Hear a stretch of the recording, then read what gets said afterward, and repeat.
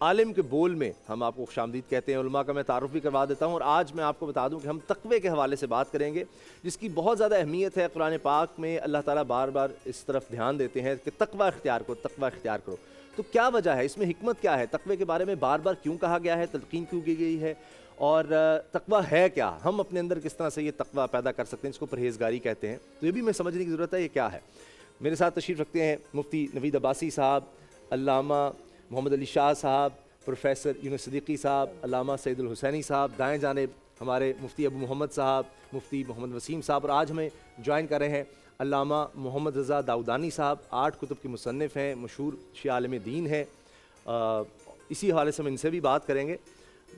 Doctor صاحبہ، آج اگر آپ شروع کرنا چاہیں تقوی کے حوالے سے، کیونکہ میں تو آپ بھی کر سکتے ہیں، میں درمیان میں گفتگو لیکن تقویٰ بیسیکلی ہے کیا، مطلب میں ہمیشہ جب بھی کسی چیز کے بارے میں پوچھتی ہوں، اب صبر ہے، سب کو پتہ ہے کہ صبر کیا ہے، لیکن ایک جس کو کرنا پڑتا ہے نا اس سے پوچھیں ذرا۔ تو میں چاہتی ہوں گہرائی میں جا کے ذرا پہلے تو ہم لفظ پہ ذرا کریں کہ تقویٰ آخر، مفتی صاحب آپ سے پوچھ لیتی ہوں، تقویٰ آخر ہے کیا، مطلب اس کا معنی کیا ہے؟ ہم تو پڑھتے ہیں، بات کرتے ہیں، اسلامیات کا پرچہ دے دیا، لیکن افسوس کے ساتھ ہم اس پہ عمل نہیں کرتے، صرف باتوں کی حد تک، زبانی جمع خرچ، لفظی بس، ہم اس پہ عمل نہیں کرتے۔ تو ذرا سمجھائے گا آسان الفاظ میں تقویٰ بیسیکلی کیا ہے، اس کی ہم پریکٹس کیسے کر سکتے ہیں؟ بسم اللہ الرحمن الرحیم۔ بہت شکریہ۔ آپ کے آنے سے پہلے میری اور اسامہ بھائی کی آپس میں گفتگو ہو رہی تھی، جی جی، تو عرض یہ کیا گیا کہ پینل ہمارا بہت بڑا ہے، تقوی پہ سارے حضرات گفتگو کریں گے، چونکہ آج ہم محسن کش قوم نہیں ہے، ہم احسان مند ہیں، اور آج ہم تقوی کے اس موضوع کے ساتھ ساتھ جس شخصیت کو سلامی عقیدت، خراج عقیدت پیش کرنے اور ان کے لیے دعائے مغفرت کرنے جا رہے ہیں، وہ شخصیت ہماری بحیثیت پوری قوم کے محسن ہیں۔ میری مراد حکیم الامت، شاعر مشرق، عاشق رسول جناب حضرت ڈاکٹر علامہ محمد اقبال صاحب رحمۃ اللہ علیہ ہیں۔ آج ان کا یوم وفات ہے، اور میں چاہتا ہوں کہ یہاں اس پینل پر، اس اسٹیج پر ان کے لیے دعا ہونی چاہیے، جس میں پورے ناظرین بھی انہیں دیکھیں، افطاری کے وقت بھی دعا میں انہیں یاد رکھا جائے۔ یہ وہ شخصیت تھیں کہ جن کے بارے میں یہ بات مشہور ہے، معروف ہے، کہ انہوں نے اپنی زندگی میں، یہ ایسے سچے عاشق رسول تھے کہ نعت رسول مقبول صلی اللہ علیہ وسلم وضو کے بغیر نہ لکھی، نہ پڑھی، نہ سنی۔ کیا بات ہے! اور یہ وہ عظیم شخصیت تھی، وہ سچے عاشق رسول تھے۔ والدہ ماجدہ نے پوچھا، بیٹا مصلی پر کیا پانی گرا ہوا ہے؟ فرمایا نہیں اماں جان، آج رات کو دل کیا تو آپ نے آقا دو عالم صلی اللہ علیہ وسلم کی محبت میں درود شریف پڑھنے بیٹھا تو اللہ جل شانہ نے ایسا ردم باندھا کہ مصلی بیت گیا۔ آپ کے والد ماجد نے ایک مرتبہ آپ سے کہا، بیٹا جو میں نے آپ کو پڑھایا ہے نا، اس کا میں آپ سے معاوضہ چاہتا ہوں۔ فرمایا ابا جی آپ حکم کیجئے۔ فرمایا اس کا معاوضہ میں یہ چاہتا ہوں کہ تمہارے ہر کام سے عشق رسول اور اسلام کی خدمت چھلکنی چاہیے۔ یہی وجہ تھی کہ جب غازی علم دین شہید رحمۃ اللہ علیہ کے جنازہ اٹھنے لگا تو علامہ اقبال رحمۃ اللہ علیہ فرمانے لگے، اسی پچھے رہ گیا، ترہانا دا منڈا بازی لے گیا۔ سبحان اللہ۔ اور یہی وجہ تھی کہ آپ کو قرآن کریم سے ایسا عشق تھا، ایسا ذوق تھا، ایسا شوق تھا کہ آپ کے والد ماجد نے آپ کی زندگی میں آپ سے کہا، کیا فرمایا؟ فرمایا بیٹا قرآن کریم کو جب تم پڑھو نا تو ایسے محسوس تم کرو کہ یہ قرآن کریم دنیا میں صرف تمہیں مخاطب کر رہا ہے۔ تو چونکہ میرے خیال میں بڑا پینل ہے، میں ایک شعر سنا کر ان کی اپنی بات ختم کرنا چاہتا ہوں۔ حضرت ڈاکٹر علامہ اقبال رحمۃ اللہ علیہ فرماتے ہیں، تو غنی ازہر دو عالم من فقیر۔ سبحان اللہ۔ یا اللہ تو بڑا غنی ہے اور میں بڑا فقیر ہوں، روز محشر ازہر ہائے من پذیر، اور روز محشر کے متعلق میں یہ چاہتا ہوں کہ تو میری باز پرس نہ کرے، اور گرمی بینی حسابم ناگزیر، اگر تو میرا حساب و کتاب کرنا چاہے بھی تو یا اللہ ایک درخواست میری ہے، از نگاہ مصطفیٰ پنہا بغیر، میرے مصطفیٰ کے سامنے میرا حساب و کتاب نہ کرنا۔ میں یہ نہیں چاہتا کہ جب میرا حساب و کتاب ہو تو میرے عیبوں سے میرا مصطفیٰ واقف ہو۔ اور یہی علامہ اقبال ہیں۔ کسی نے پوچھا موت کیسی ہونی چاہیے؟ فرمایا مرد مومن بات گویم چو مرگ آیا تبسم بر لبو، فرمایا جب تمہیں موت آئے تو ایسے رہو جیسے بلال حبشی تھے۔ کہا وہ کیسے تھے؟ فرمایا ویسے تو وہ کبھی زندگی میں کم ہی مسکرایا کرتے تھے، لیکن جب موت کا وقت آیا تو انہوں نے کیا فرمایا؟ غدن لأحبۃ محمد و صحبہ، میں ابھی دنیا سے جاؤں گا، اپنے مصطفیٰ سے، صحابہ اکرام سے اور اپنے رب سے ملاقات کروں گا۔ اللہ جل شانہ سے دعا ہے، اللہ ہم سب کی دعاؤں سے اور پوری قوم کی دعاؤں سے، آقا دو عالم صلی اللہ علیہ وسلم کی دعاؤں سے، صحابہ اکرام اہل بیت اعظام کی دعاؤں سے، ان کی دعاؤں کی برکت سے، مقبول دعاؤں سے ڈاکٹر علامہ محمد اقبال کی قبر پر کروڑوں رحمتیں نازل فرمائیں۔ اچھا علامہ صاحب، آپ پہلی بار ہمارے رمضان شو میں آئے ہیں، پہلے تو آپ کو وارم ویلکم، اور تقویٰ کے بارے میں ایک مطلب چھوٹی سی بات اگر ہم سمجھ لیں کہ کسی عربی کو اجمی پر، اجمی کو عربی پہ کوئی فوقیت حاصل نہیں ہے، کوئی ترجیح نہیں ہے، کوئی اوپر نہیں ہے، کوئی نیچے نہیں ہے، لیکن اگر کوئی اوپر ہے تو تقویٰ کی بنیاد پر، سبحان اللہ، یعنی اس میں تقویٰ کے جو اصل معنی ہے، وزن ہے، ویٹ ہے، سب کچھ پتہ چل رہا ہے۔ مزید آپ ذرا روشنی ڈالیے۔ بسم اللہ الرحمن الرحیم۔ علماء کرام اور آپ سب کی خدمت میں السلام علیکم ورحمۃ اللہ۔ گزارش یہ ہے کہ وہ صفت کہ جس کی بنیاد پر ابھی آپ نے ارشاد فرمایا کہ عزتوں کا دار و مدار ہے، سورہ حجرات کی وہ آیت سب کے حافظے میں موجود ہے کہ ان اکرمکم عند اللہ اتقاکم، کہ اللہ کے نزدیک عزت میں وہی آگے ہے جو تقویٰ میں آگے ہے۔ تو جس تناسب اور پروپورشن سے انسان میں تقویٰ زیادہ ہوگا، اسی تناسب سے خدا کی نظر میں اس کی عزت اور اس کا وقار وہ بھی بڑھتا چلا جائے گا۔ ایک ایسا پوٹینشل ہے کہ جو انسان کے اندر رکھا گیا ہے۔ پروردگار عالم سورہ شمس کے اندر ارشاد فرماتا ہے وَنَفْسٍ وَمَا سَوَّاهَا فَأَلْهَمَهَا فُجُورَهَا وَتَقْوَاهَا، کہ نفس کی قسم اس کے تسویے کے حوالے سے ذکر کیا گیا کہ اس کے اندر کیا تناسب ہے، اور پھر اس کے بعد فرمایا کہ اسی نفس کے اندر پروردگار عالم نے فجور کی صلاحیت کو بھی رکھ دیا اور تقویٰ کی صلاحیت کو بھی رکھ دیا۔ اب اگر آپ دیکھیں تو 180 ڈگری پر ہے۔ تقویٰ ایک بہت پازیٹیو پوٹینشل ہے اور فجور جو ہے وہ بڑا نیگیٹو پوٹینشل ہے، اور انسان کا جو پورا ذمہ داری والا معاملہ ہے وہ یہی ہے قد افلح من زکاہا، کہ جو اس تقویٰ کو ڈومیننٹ کرتا چلا جائے گا اور فجور کو قابو میں کرتا چلا جائے گا وہ کامیاب ہوتا چلا جائے گا، اور ادر وے راؤنڈ اگر وہ چلا جائے تو وہ ناکام ہے، نامراد ہے۔ تو پروردگار عالم ایک تو پوٹینشل کی طرف متوجہ کرتا ہے، پھر اس کے بعد ہم دیکھتے ہیں کہ جتنی عبادتیں ہیں زیادہ تر اس میں ہمیں یہ ہدف کے طور پر دکھائی دیتا ہے۔ یہی ماہ مبارک رمضان روزے والی آیت، اس میں کہا گیا لعلکم تتقون، یہ واجب اس لیے کیا گیا تاکہ شاید تم متقی بن جاؤ۔ تو ایک ضبط نفس ہے، ایک کنٹرول ہے انسان کا اپنے آپ پر، کہ جس کے بعد عقل، علم اور وحی سے حاصل ہونے والی معلومات کی روشنی میں اپنے نفس کی تربیت کرتا چلا جائے، اور اس کے نتیجے میں ایک ڈائریکشن ہے جو اس کو حاصل ہوتی چلی جائے۔ جزاک اللہ۔ اگر آپ اجازت دیں تو امیر المومنین کا ایک جملہ مجھے یاد آ رہا ہے نہج البلاغہ میں، جو تعریف بالمثال کے عنوان سے، ورنہ ٹھیک کوئی مشکل نہیں۔ جی آپ اگر ایک جملے میں بات، تعریف بالمثال میں امیر المومنین یہ فرماتے ہیں نہج البلاغہ میں، جس کا خلاصہ یہ ہے کہ جس طرح سے سواری ہے وہ اگر سوار کے قابو میں ہوگی تو سواری سوار کو ڈکٹیٹ نہیں کرے گی، وہ سوار کی ڈکٹیشن کو قبول کرے گی۔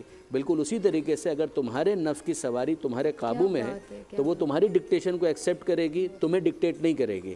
جتنا تمہارا نفس تمہارے ڈکٹیشن کو ایکسیپٹ کر رہا ہے اتنا ہی تقویٰ تمہارے اندر۔ اچھا، آپ نے بات بڑی خوبصورت کی اور یہ بہت ہی پیاری بات حسام بھائی، لیکن اس پہ عمل کیسے کیا جائے وہ بڑا مشکل بڑا مشکل کام۔ مفتی نوید عباسی صاحب دوبارہ بھی آئیں گے، مجھے پتا ہے کہ 1 منٹ چونکہ مجھے کہا گیا ہے بریک میں ہے، تو اس میں جتنی گفتگو اس حوالے سے ہو سکے، یہ پرہیزگاری یہ کیا ہے؟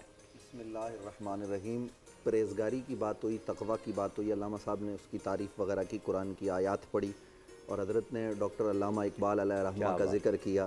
اقبال کا ذکر ہو اور میں نہ بولوں یہ تو ممکن نہیں ہے۔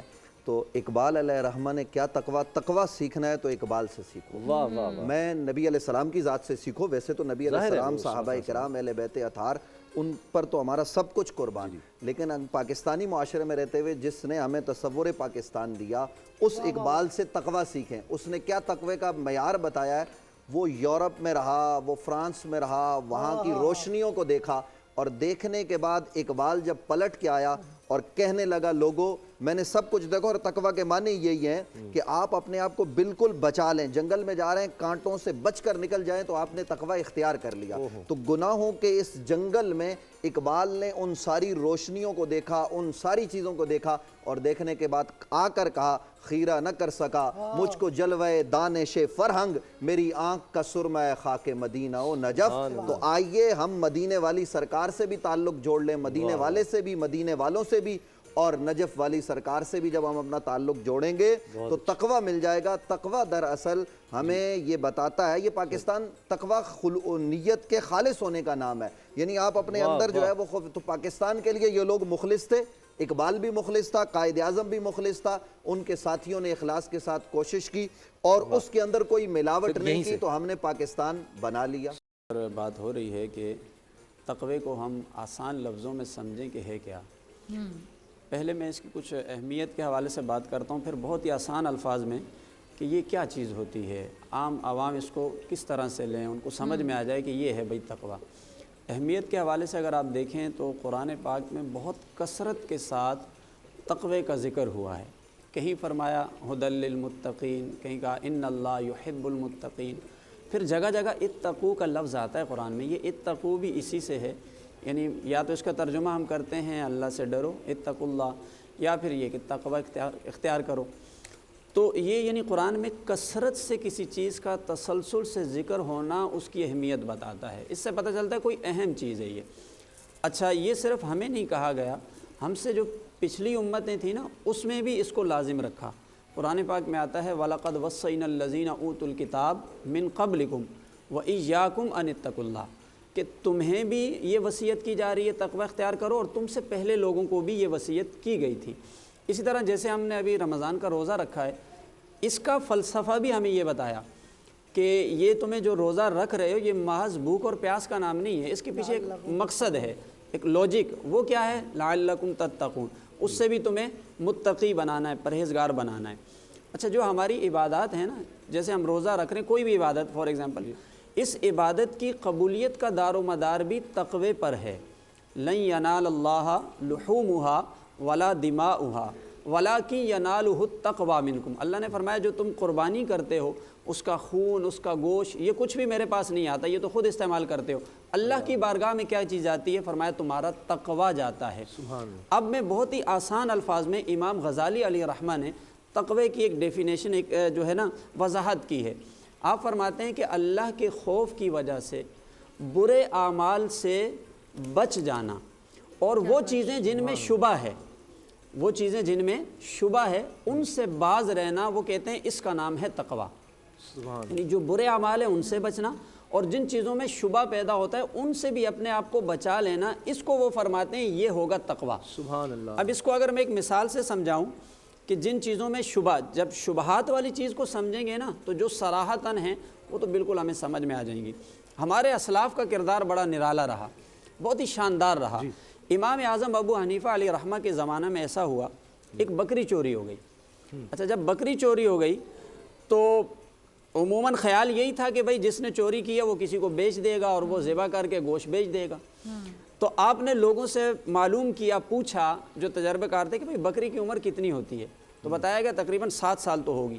فرماتے ہیں آپ نے 7 سال تک گوشت نہیں کھایا خرید کر۔ آپ سے کہا گیا حضرت اس میں آپ کا کیا قصور ہے؟ چوری کرنے والے نے چوری کی ہے، اگر وہ کسی کو بیچ بھی دے گا، آپ نے کہا نہیں، اگر وہ بیچ دے گا یہ اس کا گناہ ہے، لیکن اگر وہ چوری ہوئی بکری کا گوشت میں خرید کر کھاؤں گا تو میرے تقوی پر یہ اثر انداز ہوگا۔ اللہ، اب یعنی یہ ایک شبہ والی چیز تھی نا، لیکن آپ نے اپنے عمل سے بتایا کہ جس چیز میں شبہ بھی پیدا ہوتا تو وہ اس سے بھی اپنا دامن بچا لیتے۔ حضرت امام احمد بن حنبل علیہ رحمہ، آپ کے صاحبزادے تھے، وہ سرکاری نوکری کرتے تھے۔ اچھا امام احمد بن حنبل کا تقوی یعنی ان کا بچنے کی عادت یہ تھی ان چیزوں سے کہ وہ اپنے بیٹے کی کمائی میں سے کچھ نہیں کھاتے تھے۔ ان کا کہنا یہ تھا کہ چونکہ یہ گورنمنٹ کا ملازم ہے اور گورنمنٹ کی ملازمت میں جو پیسہ جمع ہوتا ہے وہ سمجھتے تھے کہ شاید اس میں کہیں نہ کہیں کچھ گڑبڑ ہوتی ہے۔ ایک دفعہ ایسا ہوا آپ کے خادم نے گھر کے بیٹے کے گھر سے روٹی لا کر آپ کو دے دی، تو آپ نے جب پوچھا کہ یہ روٹی کہاں سے آئی ہے، کہا آپ کے بیٹے کے گھر سے آئی ہے، تو آپ نے فرمایا کہ اس کو سائیڈ میں رکھ دو، میں نہیں کھاؤں گا۔ آپ نے نہیں کھائی، 3-4 دن روٹی پڑی رہی، پھر اس خادم نے کیا کیا کہ اس روٹی کو اٹھا کر دریا کے اندر ڈال دیا۔ آپ نے پوچھا کہ وہ روٹی کہاں ہے، تو آپ کو بتایا گیا کہ وہ دریا میں ڈال دی۔ اس کے بعد آپ نے کبھی اس دریا کی مچھلی تک نہیں کھائی۔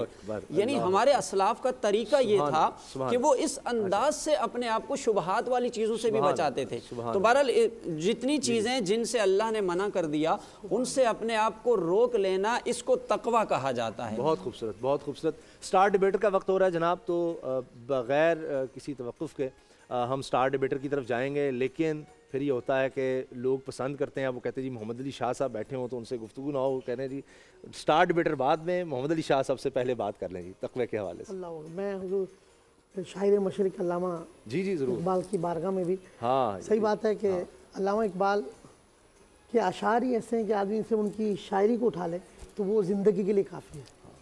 تو قوت عشق سے ہر پس کو بالا کر دے، دہر میں اس میں محمد سے اجالا کر دے۔ اور ان کا شعر اتنا مقبول ہوا ہے اور اتنا محبوب ہے کہ کی محمد سے وفا تو نے تو ہم تیرے ہیں، یہ جہاں چیز ہے کیا لوح و قلم تیرے۔ تو علامہ اقبال کی ذات میں خاص طور پہ جہاں خشیت الہی، خوف خدا، وہیں ہم نے عشق رسول میں ان کو پایا۔ اور اہل بیت اطہار سے تو ان کا جنون کا ایک عشق، سیدہ طیبہ طاہرہ ماں خاتون جنت کی بارگاہ میں عرض کرتے ہیں کہ اگر مجھے شریعت کی لغام نہ ہو تو میں سیدہ کی قبر کو سجدہ کروں. اللہ اکبر.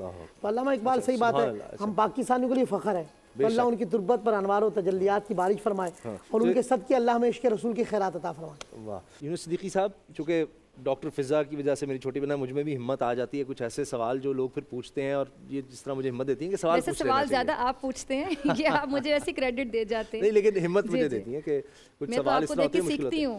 تراویح کے حوالے سے لوگ بہت پوچھتے ہیں. اب وبا کا دور ہے, ایک تو گھر میں پڑھنا تراویح کہ جی اس کے بارے میں بھی پوچھتے ہیں, پھر تراویح کے بارے میں یہ سوال بھی آ جاتے ہیں کہ جی یہ حضور صلی اللہ علیہ وسلم کے دور میں اس طرح نہیں تھی, باجماعت سیدنا عمر کے دور میں, اس طرح کے سوال بڑے پوچھے جاتے ہیں. یہ ایک تو تراویح کے حوالے سے یہ بتا دیجیے کہ 8 کا ہر دفعہ یہ ہوتا ہے کہ 8 ہیں 20 ہیں, بہت سے لوگ 8 پڑھ کر مسجد میں بھی ہم نے دیکھا ہے کہ پھر وہ چلے جاتے ہیں, 20 پڑھتے ہی نہیں ہیں. اس کے بارے میں فرمائیے گا پہلے. بسم اللہ. بات تو تقوی کی ہو رہی تھی, درمیان تراویح یہ بھی تقوی, یہ تو تراویح جو ہے یہ نفلی نماز ہے. رسول اکرم صلی اللہ علیہ وسلم اس کی تاکید تو فرمائی ہے, آپ نے صرف 8 ہی پڑھی ہے. بخاری شریف کا حضرت عائشہ رضی اللہ تعالیٰ فرماتی ہیں ما کان رسول یزید فی رمضان ولا فی غیرہ علی 11 رکعت. رسول اکرم صلی اللہ علیہ وسلم رمضان میں اور غیر رمضان میں 11 رکعت سے زیادہ نہیں پڑھتے تھے. یہ تو رسول اکرم کی سنت ہے. اور اسی سنت کو حضرت عمر رضی اللہ تعالیٰ نے مسجد نبوی میں باجماعت قائم کیا. حضرت صاحب بن یزید سے کہا کہ روایت ہے کہ حضرت عمر حضرت ابی بن کعب کا لوگوں کی 11 رکعت پڑھاؤ, 11 رکعت پڑھائیے. باقی رہی ہے کہ یہ نفلی نماز ہے. 11 مطلب 8 کے ساتھ تراویح اور 3 وتر. سیدنا عمر نے بھی یہی کنٹینیو کروایا. ہاں یہ سب, لیکن صحابہ کرام رضوان اللہ فرمایا یہ نفل ہے یا سنت موقدہ ہے؟ یہ نفل ہے. نفل سنت بھی ہے, رسول اکرم نے 3 دن پڑھی ہے اور امت پر اس پر مجتمع اجماع ہے اب اس کا. تو یہ ایک یعنی سنت کی حیثیت. میں گزارش کرتا ہوں, نفل تو یہ ہے کہ پڑھیں تو اچھی بات ہے, جو میری کم علمی ہے پڑھنی چاہیے. ہاں جی, اگر نہ پڑھیں تو گناہ نہیں ہے, لیکن سنت یہ ہے کہ موقدہ یہ سنت ہے. اور باقی یہ رہے کہ صحابہ کرام رضوان اللہ اس میں زیادہ بھی کیا ہے. اگر زیادہ پڑھ لیتا ہے کوئی تو یہ ہم اسے نہیں کہیں گے وہ سنت کے خلاف ہے. نفلی نماز ہے, جتنی پڑھ لے ٹھیک ہے. سمجھنا, نبی کریم نے اس کی تعداد مقرر نہیں کی. آپ نے اتنی پڑھی لیکن آپ نے دوسروں کو پابند نہیں کیا کہ آپ اتنا ہی پڑھیں. سمجھنا, اگر 20 پڑھی, صحابہ نے 36-40 پڑھی ہیں, 36 پڑھی ہیں, اور ان کا اتنی نفلی نماز ہے. سمجھنا, تو ہم اہل الحدیث کا موقف یہ ہے کہ سنت تو 8 ہی ہیں. باقی اس کے بعد اگر زیادہ کر لیتا ہے اس کو آپ کے یہاں وتر کتنے؟ وتر تو ہمارے یہاں مختلف 3 بھی ہے, 1 بھی ہے. وتر تو ایک ہی ہے, ایک وتر ہے نا. علامہ یونس صدیقی صاحب نے بخاری کی ایک وتر یعنی ایک کے بعد سلام. میں عرض کرتا ہوں بخاری کی حدیث پیش کی کہ نبی علیہ السلام نے 11 رکعتیں پڑھنے کا کہا. دیکھیے گزارش یہ ہے کہ تراویح 20 ہی رکعت ہے.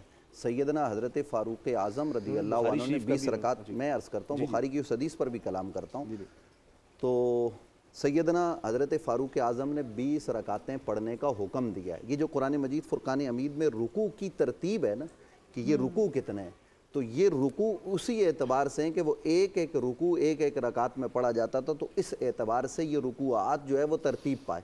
نبی علیہ السلام کے دور میں یہ رکوع نہیں تھے, یہ بعد میں ترتیب پائے. تو علامہ صاحب نے جو کہا نا کہ وتر 1 ہے, تو اب آپ حضرت سے کہیے کہ آپ وتر کو 3 مانیں, قطعاً مانیں, کیونکہ سند سے صحیح حدیث انہوں نے پیش کی ہے کہ جی وتر تو جو ہے نا وہ 3 وتر تھے. ابھی انہوں نے خود قول کیا, تو اب پہلے تو یہ بات تسلیم کریں کہ وتر 3 ہی ہے, 3 کے سوا جو ہے وہ 1 پڑھتا ہے تو وہ غلط ہے. یہ ماننا پڑے گا نا ان کو. گزارش یہ ہے کہ بخاری کی اس حدیث کو ہم یوں سمجھتے ہیں, اس انداز میں سمجھتے ہیں کہ نبی علیہ السلام نے جو عمل کیا, وہ جو جس عبادت کی یہ بات بھی کر رہے ہیں نا, جو بخاری کی حدیث میں اس میں لفظ تراویح نہیں ہے, ٹھیک ہے, وہ نبی رحمت صلی اللہ علیہ وسلم کی جو سال بھر کی نماز ہے نا, وہ رات کے آخری پہر کی نماز جسے نماز تہجد کہتے ہیں, وہ نماز ہے. وہ نبی علیہ السلام 8 رکعتیں ادا فرماتے اور اس کے ساتھ 3 وتر نبی علیہ السلام ادا فرماتے. یہ وہ نماز ہے, بخاری کی حدیث سے وہ مراد ہے. اور یہ جو تراویح ہے نا, تراویح ترویحہ سے ہے, اور یہ 4 رکعتوں کے بعد آرام, یہ جمع ہے تراویح, ٹھیک ہے, اور اس کا ترویحہ ہوتا ہے 4 رکعتوں کے بعد بیٹھنا اور پھر 4 رکعتوں کے بعد بیٹھنا. اور اگر یہ 8 ہی ہیں تو یہ تو لفظ تراویح کے خلاف ہے, اس لیے ہم یہ بحث نہیں کرتے. ہم یہ کہتے ہیں کہ جب سنت ہے نا تو آپ پوری پڑھو, آپ 20 رکعت پڑھیں. دیکھیے میں یہ بھی عرض کر دوں, تراویح پڑھنا یہ سنت مؤکدہ ہے, اور تراویح کو جماعت کے ساتھ پڑھنا یہ سنت مؤکدہ علی الکفایہ ہے. یہ دو الگ الگ باتیں. تو اس لیے ہم اہل سنت و جماعت کا یہ اس حوالے سے یہ موقف اور یہ ہمارا فقی استدلال ہے کہ تراویح 20 رکعت ہیں. اور یہ جناب ہم کئی بحیقی کی اور اس کے علاوہ جو ہے نا وہ کئی کتب کی روایات کو پیش کر سکتے ہیں اس لمحے کہ سیدنا حضرت فاروق اعظم نے 20 رکعتیں پڑھائی اور خود نبی علیہ السلام کا فرمان اس پر موجود ہے, علیکم بسنتی و سنت خلفاء الراشدین المہدین الہادین, کہ جو سنت جو ہے نا وہ میری ہے اور میرے خلفاء کی سنت ہے. تو اس لیے وہ جو آپ تہجد کو تراویح سے مت ملائیں, تہجد الگ عبادت ہے, تراویح الگ عبادت. یہ باتیں ویسے دیکھو مولانا کی ان کی مہربانی ہوگی اگر یہ ہمارے علم میں اضافہ فرمائیں کہ وہ روایت کہاں ہے جہاں حضرت عمر رضی اللہ تعالیٰ عنہ نے حضرت ابی بن کعب 20 رکعت پڑھنے کا حکم دیا, فرما 11 رکعت پڑھنے کا حکم دیا. اور لفظ تراویح جو بخاری نے ذکر کیا باب تراویح, وتر کتنی رکعت ہیں اس کو دیکھیں, میں نے وتر کا سوال کیا, وتر 3 بھی ہے, وتر 5 بھی ہے, وتر 9 بھی ہے, سمجھے وتروں کی اور وتر پڑھنے کا طریقہ بھی مختلف ہے, سمجھے آپ 3 وتر ایک رکعت میں پڑھ سکتے ہیں, ایک تشہد کے ساتھ پڑھ سکتے ہیں اور 2 رکعت پڑھ کر الگ ایک وتر پڑھ سکتے ہیں. یہ تو بالکل پوری قوم کنفیوز ہو گئی کہ جناب آپ کیا کہنا چاہ رہے ہیں. نہیں آپ کنفیوز آپ کر رہے ہیں, نہیں ہم کنفیوز نہیں کر رہے, کنفیوز کر رہے ہیں. دیکھو میں اسی لیے نا آپ حدیث کا انکار نہ کریں, یہ تو اعتبار کریں, یہ تو مانے کہ اللہ کے رسول صلی اللہ علیہ وسلم میں حدیث کا انکار نہیں کر رہا, ہم انکار حدیث نہیں کرتے, اصل میں آپ خود انکار حدیث کرتے ہیں, آپ تو صحیحین کے علاوہ جو ہے نا وہ حدیثیں قبول کرنے کو تیار نہیں ہوتے. آپ جو رمضان اور غیر رمضان میں ہے یا نہیں بخاری, بسم اللہ الرحمن الرحیم, نفلی نماز میں جھگڑے کی ضرورت ہے, ٹھیک ہے پڑھتے 20 پڑھیں. دیکھیں اہل سنت کے وہ کہہ رہے ہیں کہ یہ سنت موقدہ ہے. میں عرض کرتا ہوں, دیکھیے نبی کریم صلی اللہ علیہ وسلم کے متعلق 2 باتیں سمجھنے کی ضرورت ہے. ایک بات یہ سمجھنے کی ضرورت ہے کہ حضور صلی اللہ علیہ وسلم کی ہر سنت حدیث ہے لیکن ہر حدیث سنت نہیں ہے. یہ بات سمجھنے کی ہے. کیسے؟ نبی کریم صلی اللہ علیہ وسلم نے 11 شادیاں کی, یہ حدیث ہے لیکن یہ سنت نہیں ہے. نبی کریم صلی اللہ علیہ وسلم نے نواسی کو کندھے پہ بٹھا کر نماز پڑھی, یہ حدیث ہے مگر سنت نہیں ہے. سنت کون سا عمل ہوگا جس میں صحابہ اکرام رضوان اللہ تعالیٰ علیہ مجمعین کو شامل کیا, جس میں صحابہ شامل نہیں وہ سنت نہیں ہے. ہم لوگ بسا اوقات حدیث کہہ کر پھنس جاتے ہیں, عوام کو سمجھ نہیں آتی یہ بات کہ بھائی یہ حدیث ہے, اب اس پر تو عمل کیسے کریں گے. اب بے شمار احادیث میں بخاری کی ایسی بتا دیتا ہوں آپ کو یہاں بیٹھ کر کہ وہ حدیث ضرور ہیں لیکن وہ سنت نہیں ہے. اب 11 شادیاں آپ کر کے دکھائیں. حضور صلی اللہ علیہ وسلم بغیر وضو کے اٹھتے تھے, سو کے نماز پڑھتے تھے, حضور کا وضو نہیں ٹوٹتا تھا. حضور نے فرمایا تمہارا دل بھی سوتا ہے, تمہاری آنکھیں بھی سوتی ہیں, میری ٹھیک ہے جی. لیکن اب تراویح کے متعلق مسئلہ یہ سمجھ لیں, حضور نے فرمایا علیکم بسنتی و سنت الخلفاء الراشدین, میرے خلفاء کی سنت میری سنت ہے. حضرت عمر رضی اللہ تعالیٰ نے جس 20 تراویح پر امت کو جمع فرمایا تھا, حضور نے فرمایا مکہ اور مدینہ میں بدعت نہیں آ سکتی, وہاں آج بھی 20 رکعت تراویح ہوتی ہے. اگر وہاں ٹھیک ہو رہی ہے تو یہاں بھی 20 رکعت ٹھیک ہے, اگر یہاں غلط ہے تو وہاں بھی غلط ہونی چاہیے.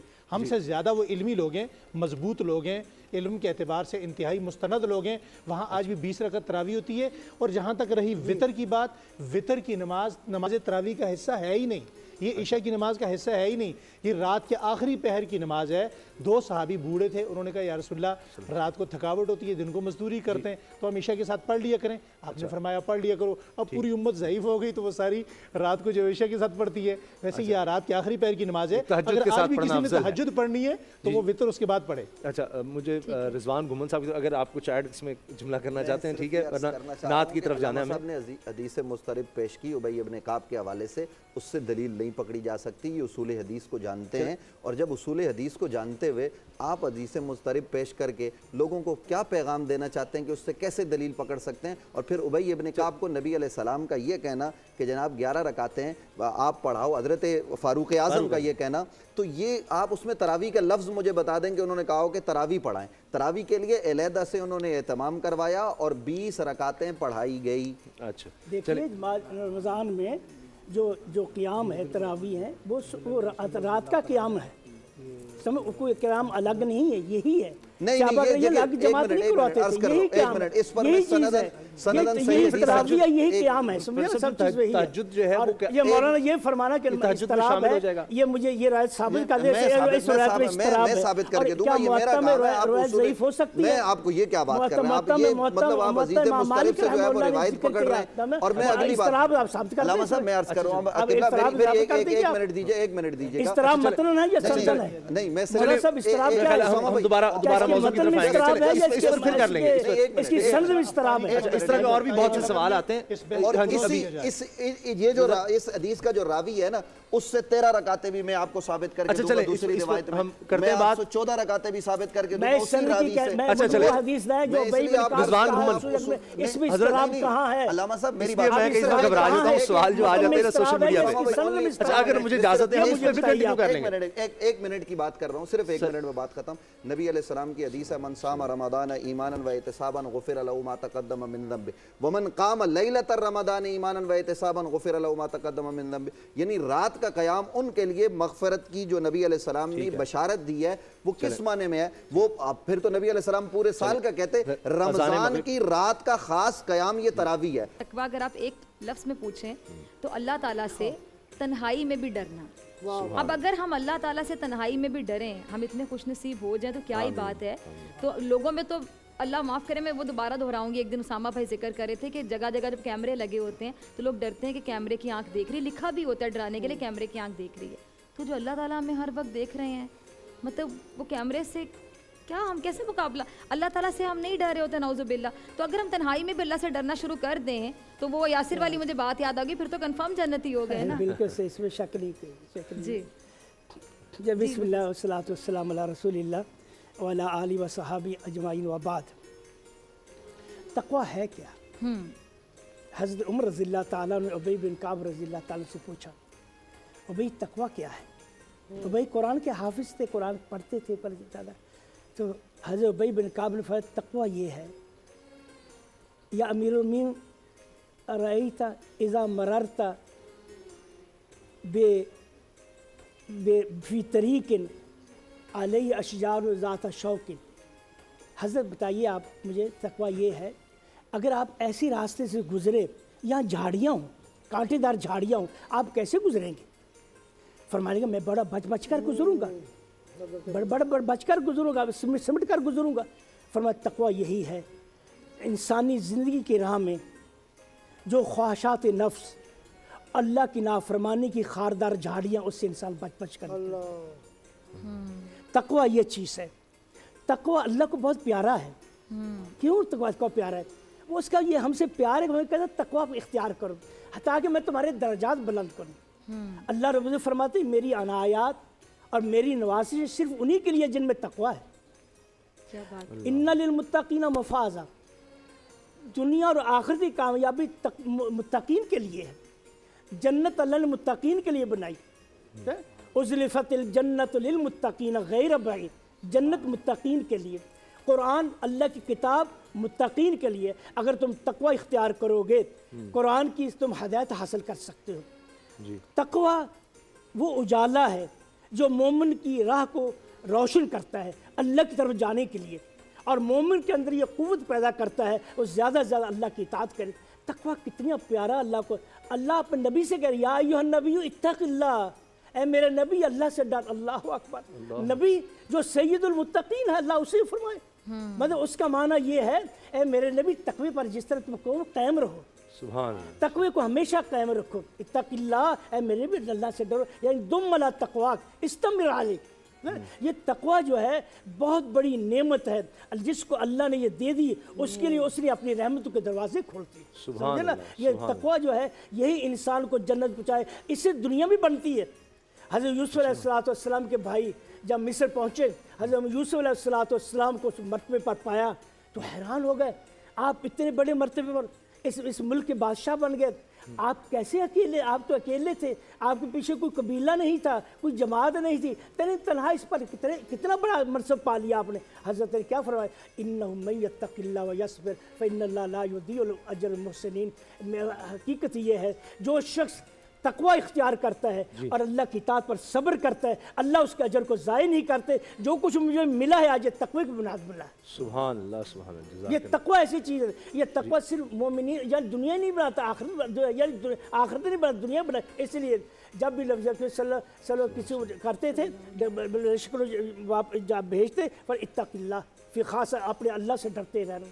हज़रत उमर रज़ियल्लाहु ताला जब किसी को रवाना करते, आखिर जब रवाना करके बोलते इत्तक़िल्लाह, डरते रह, अल्लाह से डरते रहना। यही एक चीज़ है तुम्हारे अंदर और काफिरों के अंदर तुम्हारा इम्तियाज़ है। अगर तुम अल्लाह के तक़वे को छोड़ दोगे, वो तो अल्लाह से डरते ही नहीं, अगर तुम भी छोड़ दो तुम बराबर हो जाओगे। फिर जो जंग होगी वो असलिया की जंग होगी, तादाद की जंग होगी। अगर तुम जीतना चाहते हो तक़वा इख्तियार करो। तो तक़वा बहुत बड़ी नेमत है, ये अल्लाह ताला हमारे अंदर पैदा करना चाहते ताकि हमारे दर्जात बुलंद करें, ताकि हमें आला जन्नत अता फरमाए। अल्लाह की मोहब्बत हमें मिले, इन्नहु युहिब्बुल मुत्तक़ीन, जो हमें मोहब्बत करता है। इस तक़वे, ये महीना तक़वे का महीना है, इसमें ट्रेनिंग हासिल करनी चाहिए, अल्लाह की तरफ रुजू करना चाहिए और हर हालत में अल्लाह से डरते रहना चाहिए। सुभान अल्लाह, सुभान अल्लाह। तक़वे पे चूँकि गुफ्तगू है तो अल्लामा सैयदुल हुसैनी साहब आप कभी इसमें शामिल हो जाए गुफ्तगू।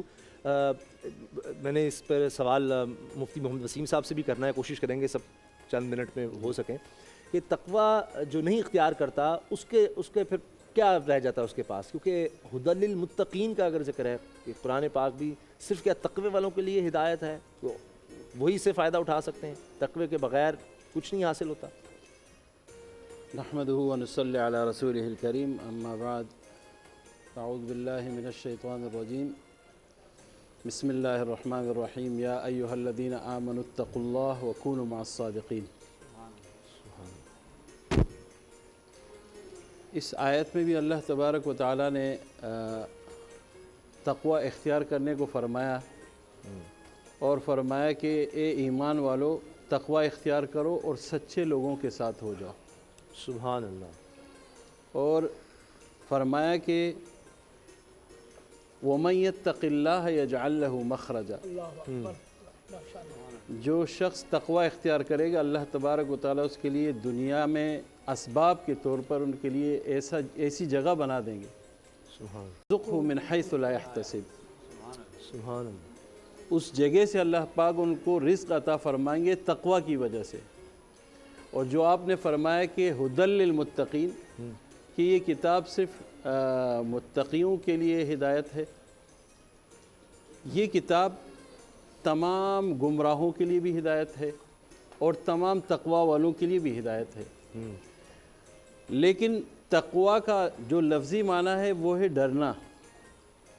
तक़वा का लफ्ज़ी माना क्या है? डरना, बचना, डरना। तो मुत्तक़ियों को भी जो अल्लाह तबारक व तआला ने फरमाया कि मुत्तक़ीन वो लोग हैं जो डरते हैं जी।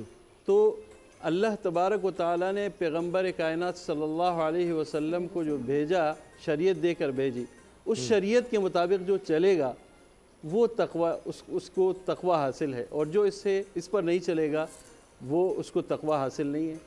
इसलिए फ़रमाया वमा आताकुमुर रसूल फ़ख़ुज़ू वमा नहाकुम अन्हु फ़ंतहू, जो तुम्हें रसूल पाक सल्लल्लाहु अलैहि वसल्लम दे रहे हैं उसको लो, उस पर अमल करो, और जिस चीज़ से बचने के लिए फरमा रहे हैं उससे बच जाओ, यही तक़वा है। सुभान अल्लाह, सुभान। तो हुदल लिल मुत्तक़ीन भी है, और तक़वा अल्लाह तबारक व तआला ने फरमाया कि मैंने बहुत सारे कबाइल और शोबे और बहुत सारे लोगों को पैदा किया है जी, और लोगों में बहुत सारे मर्तबे हैं, लेकिन सबसे बेहतरीन मर्तबा उन लोगों को मिलता है जो अल्लाह के नज़दीक, अल्लाह के यहाँ तक़वा इख्तियार करे। इन्न अक्रमकुम इंदल्लाहि अत्क़ाकुम, सुभान। तुम में से मुअज़्ज़ज़ और मुकर्रम शख्स वो है, इज़्ज़तदार शख्स वो है जो अल्लाह से डरता है। एक इज़्ज़त तो लोगों के यहाँ है और ओहदों की इज़्ज़त है और नामों की इज़्ज़त है, लेकिन एक इज़्ज़त जो अल्लाह के यहाँ है उसमें चाहे वो किसी भी कौम से ताल्लुक़ रखता हो, चाहे वो किसी भी कस्ब से ताल्लुक़ रखता हो। अक्सर लोग जो है वो जो नाई हैं और जो मतलब है कि बढ़िया के काम करने वाले हैं या दूसरे बहुत कमज़ोर किस्म की किसान किस्म के लोग हैं, लोग उनसे नफ़रत करते हैं اور لوگ ان کو کہتے ہیں کہ یہ نعوذ باللہ ذلیل قسم کے لوگ ہیں اور نیچے طبقے کے لوگ ہیں۔ اللہ کے یہاں کون بڑا ہے، کون معزز ہے؟ جو تقوی اختیار کرے۔ اگر کوئی نیچے طبقے کا آدمی بھی تقوی اختیار کرتا ہے تو وہ بڑے سے بڑے طبقے میں رہنے والے شخص سے آگے بڑھ جاتا ہے۔ ہم بھی ذرا آگے بڑھتے ہیں۔ مفتی ابو محمد صاحب، میں آپ کی طرف آنا چاہوں گی۔ جب ایک انسان تنہائی میں اللہ تعالیٰ سے خوف کھاتا ہے اور گناہ نہیں کرتا، گناہ کا موقع ہوتے ہوئے بھی گناہ نہیں کرتا، فار ایگزامپل کیسے ایگزامپل دوں؟ شراب سے اللہ تعالیٰ نے منع فرمایا، آپ کہیں بیٹھے ہیں، آپ کے سامنے شراب ہے لیکن آپ نے ہاتھ نہیں لگایا سامنے ہوتے ہوئے بھی، کوئی آپ کو دیکھ بھی نہیں رہا، تو اگر اللہ تعالیٰ کے خوف سے آپ نے ہاتھ نہیں لگایا ایک غلط چیز کو یا آپ نے گناہ نہیں کیا تو اللہ تعالیٰ اس وقت اس بندے سے کتنا خوش ہوتا ہے؟ بسم اللہ الرحمن الرحیم۔ ایک منٹ آپ بالکل اپنی بات کریں۔ علامہ صاحب نے جو بات کی نا کہ تقوی بندہ اختیار کر رہے نچلے سے نچلے طبقے کا تو سب کچھ بن سکتا ہے، یاد رہے تقوی آپ اختیار کریں گے آپ ولی بن جائیں گے، غوث بن جائیں گے، کتب بن جائیں گے۔ تقوی سے بندہ صحابی نہیں بن سکتا، تقوی سے بندہ نبی نہیں بن سکتا۔ بسم اللہ الرحمن الرحیم۔ یہ جو آپ نے بات کی نا، دراصل میں یہ نہج البلاغہ میں امام حضرت علی المرتضیٰ رضی اللہ تعالیٰ عنہ کا خطبہ جمعہ ہے۔ آپ نے فرمایا، جمعہ میں تشریف لائے، بخار تھا، فرمایا بھائی تقوی اختیار کرو۔ پھر خود ہی فرمایا، پتہ ہے تقوی کیا ہے؟ فرمایا تقوی یہ ہے کہ تنہائی میں بھی اللہ سے ڈرنا۔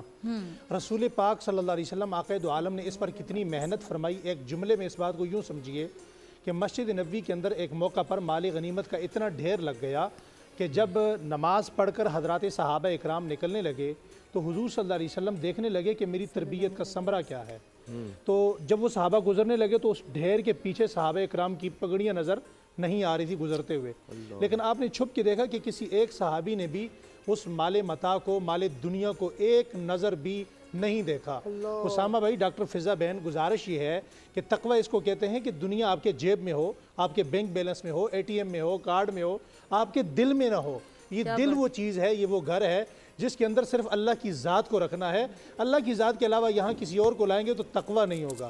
جس طرح کشتی ہوتی ہے، پانی کشتی کے دائیں بائیں ہے، نیچے ہے، تو آپ جہاں مرضی جا سکتے ہیں، لیکن پانی کشتی کے اندر آئے گا تو آپ نہیں بچیں گے، تقوی نہیں رہے گا۔ تقوی اس چیز کا نام ہے کہ ہر چیز دائیں بائیں رہے، دل میں صرف ایک اللہ کی ذات ہو۔ یہ وہ تصور ہے جو آپ کو تنہائی میں بھی اللہ سے روکے رکھتا ہے۔ شراب کی بوتل ہے، ڈرا کے رکھے گا، روزہ ہے، کڑکتی دھوپ ہے، پانی میسر ہے، کوئی نہیں دیکھنے والا، آپ نہیں پیتے۔ تقوی کا تصور اسی وقت آتا ہے جب یہ دنیا کی رنگینیاں ہمارے دل میں نہیں ہوتی اور پھر اللہ پاک اس دل کے اندر آ جاتا ہے۔ بس اس دل کو ایک کام کر لیجئے اس رمضان میں، اللہ مجھے بھی، آپ کو اور پوری دیکھنے والے ناظرین کو یہ توفیق نصیب فرمائے کہ ہمارے دل کے اندر صرف اللہ ہی اللہ ہو۔ اچھے سارے بچے ننھے منھے بچے، اور یہ میرا بڑا فیوریٹ سیگمنٹ ہے، باقی سب کا بھی آئی ایم شیور کہ علماء کا بڑا فیوریٹ سیگمنٹ ہے، کیونکہ پیارے پیارے سے چھوٹے چھوٹے سے ننھے منھے سے بچے ہیں جو کہ پورا دن روزہ رکھتے ہیں۔ ہم تقویٰ کی بات کر رہے تھے آج، اور تقویٰ کیا ہے جی؟ پرہیزگاری، اللہ تعالیٰ سے تنہائی میں بھی ڈرنا، اور کسی عربی کو اجمی پہ، اجمی کو عربی پہ، کسی کو کسی پہ ترجیح نہیں ہے، فوقیت نہیں، کوئی اوپر نہیں، کوئی نیچے نہیں ہے۔ اگر کوئی اوپر ہے، کسی کو اوپر قرار دیا گیا، کسی کے درجے کو اوپر قرار دیا گیا کہ کسی کو اگر کسی پہ کوئی فوقیت حاصل ہے تو تقویٰ کی بنا پر، یعنی جس نے تقویٰ کر لیا، تنہائی میں بھی اللہ تعالیٰ کا خوف ہو۔ اب اللہ تعالیٰ کا خوف یہ بھی اللہ تعالیٰ کا خوف یہ ہے نا کہ ہم نے تنہائی میں بھی پانی نہیں پینا، سامنے پڑا ہوا ہے۔ اللہ کو راضی کرنے کے لیے ننھے منھے بچوں نے روزہ رکھا۔ پروفیسر صاحب، میں بتانا چاہوں گی کہ یہ جو پیارے پیارے سے بچے ہیں، مجھے بڑا پیار آتا ہے ان پہ، سب کو آتا ہوگا جب یہ روزہ رکھتے ہیں تو اللہ تعالیٰ کو کتنا پیار آتا ہوگا۔ بڑی اچھی حلیم دے دیجیے۔ حلیم، بالکل بالکل، مزیدار حلیم، مزیدار حلیم۔ اچھا، مزیدار حلیم جو ہے جو اسپانسر کرتے ہیں روزانہ، باقی سب کا بھی میں ذرا شکریہ ادا کروں گی، لیکن سب سے پہلے مریم، یہ پروفیسر صاحب کو بتاؤ، جو پروفیسر صاحب آپ سے سوال بھی پوچھا تھا، جی مزیدار حلیم ہے جی، روزانہ ہمیں اسپانسر کرتے ہیں، یہ رمضان مبارک میں گھر کے تمام افراد کے لیے کہتے ہیں بہترین سحر و افطار کے لیے طاقت اور غذائی سے بھرپور ہے یہ مزیدار حلیم، اور یہ پروفیسر صاحب کا بڑا فیوریٹ ہے جی۔ پروفیسر صاحب جی، مطلب میں یہ پوچھنا چاہ رہی تھی کہ ان بچوں پہ ہمیں اتنا پیار آتا ہے، جب یہ اللہ تعالیٰ کی محبت میں روزہ رکھتے ہیں تو اللہ تعالیٰ کو کتنے پیارے لگتے ہوں گے۔ یہ بہت اچھی بات ہے، اور صحابہ کرام رضوان اجمعین بھی اپنے بچوں کی تربیت کرتے تھے۔ حضرت عمر رضی اللہ، بخاری شریف میں ہے کہ حضرت عمر رضی اللہ تعالیٰ عنہ کے پاس اس شخص کو لایا گیا، اسے روزہ نہیں رکھا تھا، فرمانے لگے ہمارے بچے جو ہے وہ روزہ، ان کو ہم کھلونے بنا دیتے، صحابہ فرماتے کھلونے، روئی کے کھلونے بنا کر دیتے تھے رمضان کے دنوں میں، یا کون سے کھیلے کھانا نہ مانگے۔ یہ تربیت ہے، یہ بچے چھوٹے چھوٹے بچے، ان کو روزہ رکھوانا۔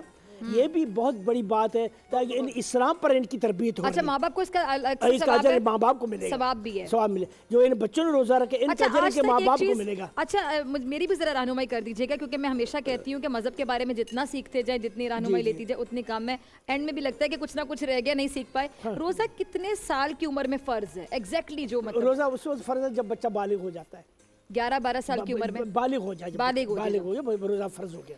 ٹھیک ہے, 13 سال, بلوغت, ٹھیک ہے. اس کے بلوغت جب ہو جائے 12 سال یا 15 اور اس سال, میں تو تمام جو فقہ ہیں تمام آپس میں میرے خیال سے ایک پیج پر ہی ہے نا کہ یہاں پہ کسی کی رائے مختلف نہیں ہے. اس میں کوئی رائے مختلف ٹھیک ہے, نہیں. ٹھیک ہے. چھوٹے بچوں کی تربیت یہ جو ماشاءاللہ آپ کروا رہے ہیں, رسول اکرم نے فرمایا مرو صبیانکم بالصلاۃ للصبع, اپنے بچے جب 7 سال کی عمر کے ہوں تو ان کو نماز کا کہو, جب 10 سال کے ہو جائیں ان کو اگر نماز نہیں پڑھے مارو, اور مارنے کا بھی یعنی بستروں سے الگ کر دو, پھر ان کو ساتھ نہیں سونا ان کے, پھر ٹھیک ہے, بچوں کو الگ کرو. یعنی یہاں سے پتہ ہی چلتا ہے کہ بچے پہ سختی بھی کرنے کا حکم ہے باقاعدہ اگر وہ نماز نہیں پڑھے. تربیت کے لیے سب, ٹھیک ہے, لیکن پھر اس کے بعد ان کے بستر بھی الگ کر دو. ٹھیک ہے. اچھا جی, میں شکریہ ادا کرنا چاہوں گی جتنے بھی سپانسرز ہیں, روزانہ افطار ہمیں سپانسر کرتے ہیں, یہ ننھے منھے بچوں کی افطار آتی ہے, تمام لوگ جو سیٹ پر ہوتے ہیں, جو کیمرہ پہ آپ کو نظر آ رہے ہوتے ہیں, ہم لوگ علماء جتنے بھی ہیں, ہمارے بیک اسکرین بہت سی ٹیم ہے, بہت بڑی ٹیم ہے, کیمرہ مین ہے, پروڈکشن میں لوگ ہیں, PCR میں لوگ ہیں, یہاں پہ تمام لوگ ہیں. جی 7 اپ کا میں شکریہ ادا کرنا چاہوں گی, ایکوافینا کا شکریہ ادا کرنا چاہوں گی, اس کے ساتھ ساتھ KFC روزانہ ہمیں سپانسر کرتا ہے, اور شکر گنج, اور اس کے ساتھ ساتھ جو گفٹس آئیں گے میں ذرا بچوں کو جب گفٹس دوں گی تب میں ان کا بھی شکریہ ادا کروں گی جن لوگوں نے گفٹ بھیجے. KFC کے میں دوبارہ شکریہ ادا کرنا چاہوں گی, شکر گنج کا بھی میں شکریہ ادا کرنا چاہوں گی, 7 اپ والوں کا بھی بہت شکریہ, اور ایکوافینا کا پانی آتا ہے, اور افطار میں مجھے تو سب سے زیادہ پانی چاہیے ہوتا ہے. مطلب یہ جب تک میں ٹرانسمیشن کر رہی ہوتی ہوں تو میں صرف یہ پانی پیتے جا رہی ہوتی ہوں, کھجور کھانے کے بعد یا تھوڑی سی فروٹ چاٹ کھاتی ہوں, پھر کھانا میں تھوڑی دیر بعد کھاتی ہوں. اللہ والا کی طرف سے بریانی آتی ہے جی, بریانی بھی بہت اچھی ہوتی ہے. بریانی کا ذرا ایکسپیرینس شیئر کر لوں کہ میں لاہور سے آئی ہوں, تو لاہور کی بریانی جو ہوتی ہے اس میں مرچیں بہت کم ہوتی ہیں.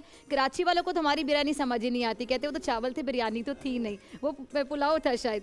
تو بریانی جو ہے وہ بیسیکلی کہا یہ جاتا ہے, ہمارے پنجاب میں بھی مانا جاتا ہے کہ جتنی کراری ہوتی ہے, مرچوں والی ہوتی ہے, اسپائسی ہوتی ہے, وہ زیادہ مزے کی ہوتی ہے. تو کراچی اور لاہور کی بریانی میں فرق ہے. مریم کو کوئی بات یاد آ گئی, یہ کیسے ہو سکتا ہے مریم کی طرف نہ جاؤں؟ ہاں جی آپ کا مائک ہے, بولیے.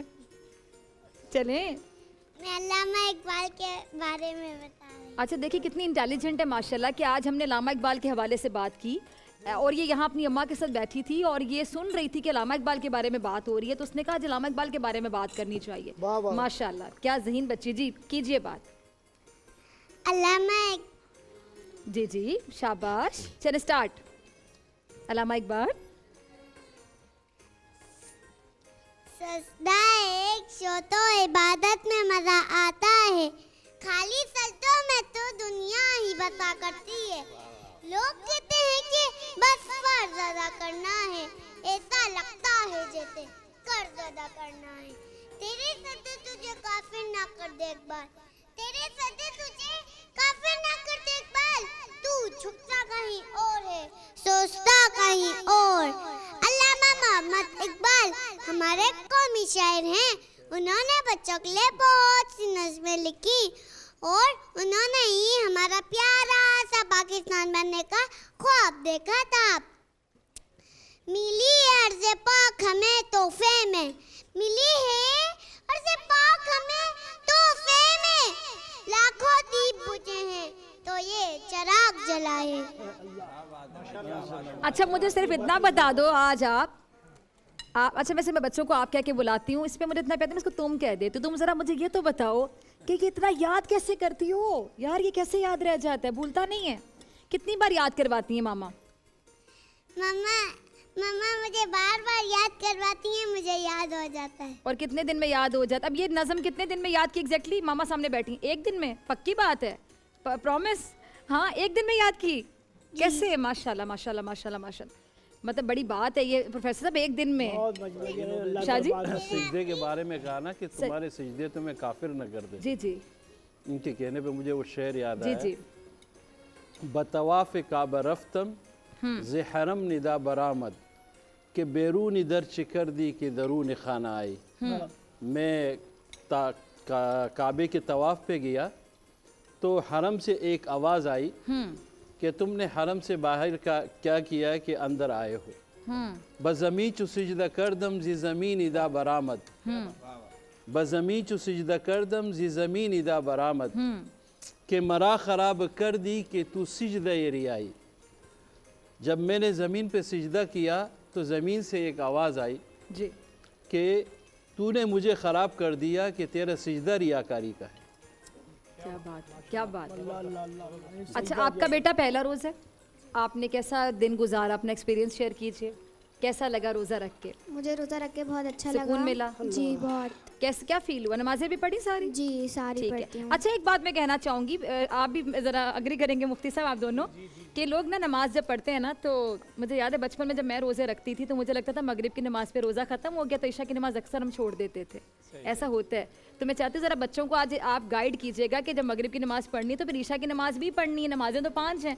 बहुत से लोगों को लगता था कि चौथी नमाज के बाद रोज़ा खुल गया ना तो हम सुस्ती, शैतान भी कभी कभी हमें सुस्ती की तरफ लेकर जाता है। बल्कि मेरे साथ मैं छोटा सा एक्सपीरियंस शेयर करूँ, मैं अक्सर ऑफिस में नमाज़ें पढ़नी शुरू की कुछ अरसा पहले, ज़्यादा पहले नहीं पढ़ती थी, बस अल्लाह ताला माफ़ फरमाए, किसी की बात समझ आ जाती है तो मैंने नमाज़ें पढ़नी शुरू की। तो मैं अक्सर ये देखती थी कि मेरा चूँकि प्रोग्राम रात को लेट नाइट होता है तो ये सबके लिए मैं ज़रा बता रही हूँ, तो 11 बजे मेरा प्रोग्राम ख़त्म होता था, घर जाते जाते 12 बज जाते थे, तो मैं ईशा की नमाज़ अक्सर छोड़ देती थी। फिर मैंने सोचा कि मैं क्यों ना प्रोग्राम से पहले 8 बजे 8:30 बजे ईशा पढ़ लूँ, 9 बजे तक पढ़ लूँ। तो मैंने जितनी जल्दी नमाज़ पढ़नी शुरू की, मेरी नमाज़ नहीं रहती थी। तो मुझे वो बात याद आई कि ये अफजल है कि अगर आप नमाज़ फ़ौरन अदा कर लें अजान होने के बाद, उसको डिले ना करें। तो क्या शैतान भी सुस्ती डालता है? बिल्कुल बिल्कुल। बिस्मिल्लाहिर्रहमानिर्रहीम। बड़ा अच्छा सवाल है आपका। पहले तो बच्चों के हवाले से बात करें। बच्चे सुनने, बच्चे जो है वो मन के सच्चे होते हैं और माशाअल्लाह उनकी जैसे तरबियत की जाती है, जैसे भी ये मरियम बच्ची देखे ना, वो वालदा उसको जो याद करवाती हैं वो याद करके आ जाती हैं। तो बच्चे तो असल में जिस लाइन पे लगा दिया जाए वही करते हैं। तो बच्चों को अगर हम प्रॉपर पाबंदी से उनको हम नमाज के ऊपर लगाएंगे तो यकीनन ऐसे बच्चे नमाज के पाबंद होते हैं और उन्हें शुरू से ही इस काम के ऊपर लगाना चाहिए। बल्कि जो आपने नमाज के हवाले से बात की कि ईशा की नमाज में सुस्ती हो जाती है या किसी और नमाज में, तो देखिए नमाज के तो औकात मुकर्रर हैं।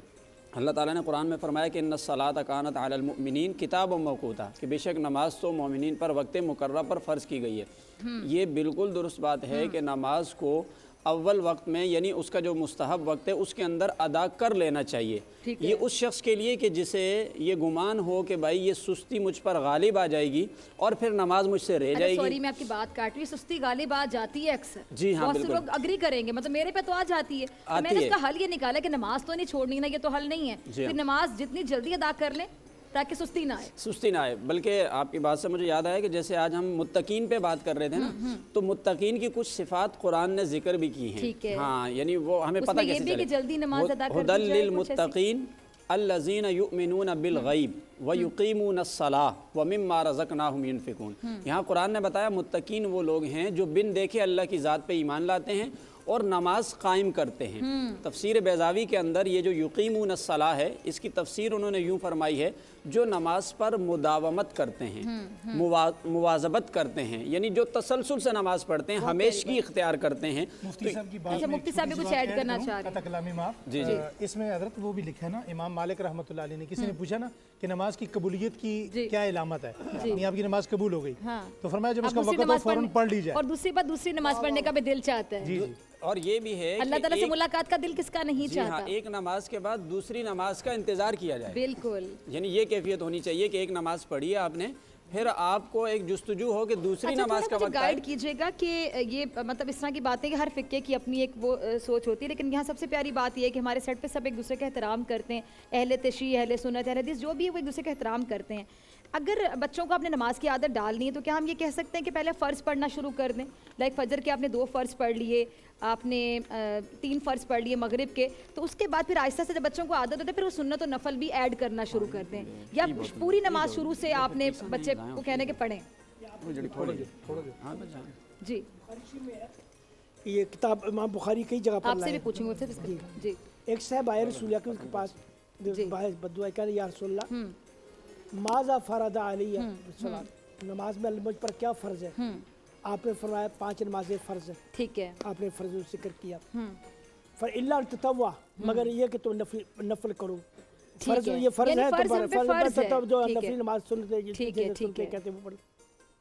तो मारा फ़रदा अलैया बिज़कात, ज़कात माल में मेरे फ़र्ज़ है का ज़कात फ़र्ज़ है, ठीक है, इल्ला ततव्वा मगर। ठीक है, ठीक है। इसी तरह रोज़े रमज़ान रोज़े के बारे में पूछा तो उसने कहा मैं रोज़े में पर रमज़ान के रोज़े फ़र्ज़ है, इल्ला ततव्वा मगर ये कि तुम नफली रोज़े रखे। कहने लगा जो फ़र्ज़ है वो तो छोड़ूंगा नहीं और ततव्वो मैं करूंगा नहीं। रसूल अकरम ने फरमाया कद अफला इन सदका, अगर इसने सच का ये कामयाब हो गया। ये फ़र्ज़ पढ़ना ये पहले चीज़ है, इसको पकड़ना चाहिए। आप थोड़ी मेरी भी जरा रहनुमाई फरमाइएगा कि फ़र्ज़ पढ़ना फ़र्ज़ है, बिल्कुल। अगर आप सुन्नत और नफल सब कई नहीं बार पढ़े, यानी आपको नमाज पकड़ा के नहीं सवाल में जाएगा। आप क्लियर है, अगर आपने पांचों नमाजों में फ़र्ज़ अदा कर ली और इशा के वितर, लेकिन आपकी नजात के लिए फ़र्ज़ जी, काफ़ी है। जी जी। अच्छा, इससे पहले कि मैं आपकी तरफ आऊँ, मैं ज़रा इनका शुक्रिया अदा कर दूँ। 7 अप वालों का मैं शुक्रिया अदा करना चाहती हूँ। रमज़ान मनाइए 7 अप के साथ। 7 अप इफ्तार में लाए वो रिफ्रेशमेंट जिससे हर इफ्तार बने लाजवाब। 7 अप वाले कहते हैं, कौन कौन पीता है 7 अप? बच्चे पीते हैं शौक से 7 अप, ठीक है। और मज़ेदार हलीम वालों का भी मैं शुक्रिया अदा करना चाहूँगी, जिनका हलीम बहुत मज़ेदार है। और प्रोफेसर साहब हलीम के बहुत बड़े फ़ैन हो गए हैं। प्रोफेसर कहते हैं हलीम का डिब्बा मुझे नहीं ऐसा नहीं मैं मिला। करे। हाँ, जब मैं डिब्बा नहीं देती कहते किधर है डिब्बा, ठीक है। आज तो मुफ्ती साहब ने भी, और अल्लाह वाला बिरयानी भी, दावत जी हाँ, अल्लाह वाले बिरयानी वालों का भी मैं शुक्रिया अदा करना चाहूँगी कि बहुत मज़ेदार बिरयानी होती है इनकी। और मज़ेदार हलीम वालों का भी शुक्रिया अदा करना चाहूँगी। शक्करगंज वालों का भी शुक्रिया कि आप हमारी इफ्तार ट्रांसमिशन का हिस्सा बने। अगर देखा जाए तो ये सब हमारी इफ्तार ट्रांसमिशन का हिस्सा हैं, जैसे कि मैं हूँ, उसामा भाई हैं, उलमा जितने भी हैं, बच्चे हैं, प्यारे प्यारे हमारी टीम है।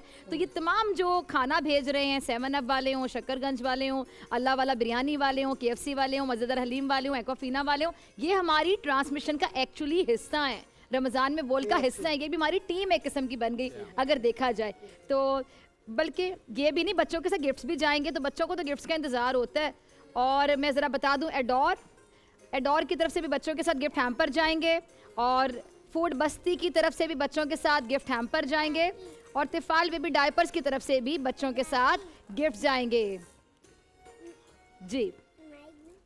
और इजी कलर वालों ने भी गिफ्ट हैम्पर भेजे हैं आज, तिफाल डायपर्स ने, इजी कलर वालों ने, और फूड बस्ती वालों ने, ये आप देख भी सकते हैं। इन तमाम ने बच्चों के लिए, एडोर इन्होंने बच्चों के लिए गिफ्ट हैम्पर्स भेजे हैं। अच्छा, मैं जब बच्ची थी ना तो मेरा बड़ा दिल चाहता था, गिफ्ट मिलता था, मेरा दिल चाहता था वहीं पे खोल के देख लूं, लेकिन थोड़ा सब्र करना पड़ता था कि नहीं ये ज़रा घर जाके खोल के देखेंगे। जी जी, कुछ कहना चाह रही हैं आप? ठीक है, आपने बात ही नहीं की, कोई नहीं करनी बात, नाराज मुझसे लड़ाई हो गई नहीं। चलें, अब 2 मिनट रह गए हैं, तो तमाम लोगों का बहुत शुक्रिया जो मौजूद था। हमारी ये परमानेंट टीम है, इसकी सुनी लूँ ज़रा, वरना जी जी जी जी जल्दी से ए नूरे खुदा, नूरे बसीरत की तलब है, रमज़ान का सदका तेरी रहमत की तलब है, मख्फी हैं इसी माह में रहमत के करीने, गर्दाब से निकले हुए बख्शिश के सफीने, गोया है तेरे इश्क में हम सब बराबर, मजलिस को तू गुलदस्ता फिरदौस बना दे, रिंदों को सनाए शहल औलाक पिला दे, तू शम्मे कलम को यदे बैज़ाई अता कर, बच्चों को तो इफ्तार में तस्नीम अता कर। रमजान मुबारक की खुसूसी नशरियात रमजान में बोल, सिर्फ बोल एंटरटेनमेंट पर। रमजान में बोल